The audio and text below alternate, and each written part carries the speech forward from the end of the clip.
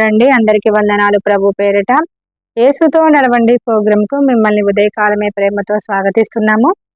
38వ కీర్తనలో దావీదు భక్తుడు తన జీవిత అనుభవంలో ఎదురైన విషయాలను కీర్తన రూపంలో అంటే తను ప్రభువుకి విచారించుకోవడం అంటే విన్నపించుకునే సందర్భంలో రాయబడింది.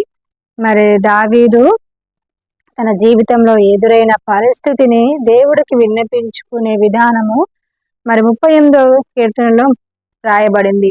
దావీదు అంటున్నాడు, ప్రభు ఆ కోపం చేత నన్ను గద్దించకు. నీ ప్రైజ్ దళండి, అందరికీ వందనాలు. ప్రభు పేరిట యేసుతో నడవండి ప్రోగ్రామ్ కు మిమ్మల్ని ఉదయకాలమే ప్రేమపూర్వకంగా స్వాగతిస్తున్నాము.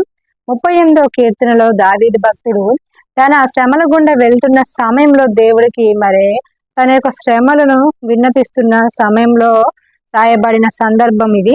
అంటున్నాడు దావీదు, ప్రభువా నీ కోపము చేత నన్ను గద్దించకు, నీ ఉగ్రత చేత నన్ను శిక్షించకు అంటున్నాడు. అంటే దేవుడు తన యొక్క పాపమును బట్టి నేను పాపం చేసి ఉన్నాను అని దావీదు అనడం జరుగుతుంది. అంటే తన పాపము చేసిన స్థితిని బట్టి దేవుని యొక్క ఉగ్రతను దావీదు అనుభవిస్తున్నాడు. అంటే తన యొక్క శిక్షను దేవుడు తనని శిక్షిస్తున్న సమయంలో తన యొక్క పాపమును బట్టి దేవుని యొక్క ఉగ్రత శిక్ష తన మీదకి వచ్చినప్పుడు దావీదు అంటున్నాడు, ప్రభువా నీ కోపము చేత నన్ను గద్దించకము, నీ ఉగ్రత చేత నన్ను శిక్షించకము అని దేవుణ్ణి బ్రతిమలాడుకుంటున్నాడు. ప్రభువా నేను మూర్ఖుణ్ణి, నాలో ఉన్న మూర్ఖత్వాన్ని బట్టి అలా చేసి ఉన్నాను కాబట్టి నేను ఈరోజు శిక్షించబడుతున్నాను అని నేను ఎంతో వేదనకరమైన పరిస్థితుల గుండా వెళ్తున్నాను. ప్రభువా ఆరోగ్యము నా శరీరంలో విడిచి వెళ్ళింది, నా శరీరంలో బలము లేదు, నా ఎముకలలో బలము లేదు, నా కనుచూపులో క్షీణించిపోయింది. ప్రతి అవయవము నా గుండె కొట్టుకొనుచుంటుంది, ప్రతి అవయవములో అనారోగ్యం గుండా వెళ్తున్నాడు. నేను వేదన గుండా వెళ్తున్నప్పుడు, అనారోగ్యం గుండా క్షీణించిపోయినప్పుడు నా స్నేహితులు నాకు దూరమయ్యారు, నా బంధువులు నాకు దూరమయ్యారు, వారు నాకు దూరంగా నిలిచి ఉన్నారు అని దావీదు అనడం జరుగుతుంది.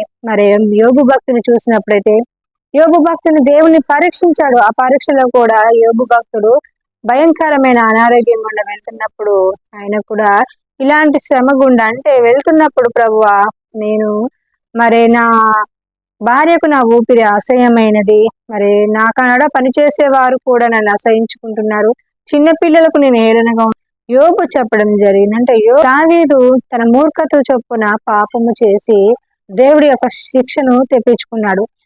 మనము కూడా మన జీవితంలో దేవుడి చేత పరీక్షించబడుతూ వెళ్ళినప్పుడు శ్రమలు వస్తాయి. కానీ కొన్నిసార్లు స్వయంకృత అపరాధముల చేత మనము దేవుని యొక్క శిక్షకు గురవుతాము. కాబట్టి ప్రియ దేవుని జనాంగమా, మూర్ఖత ద్వారా మనము జీవించడానికి వీలు లేదు.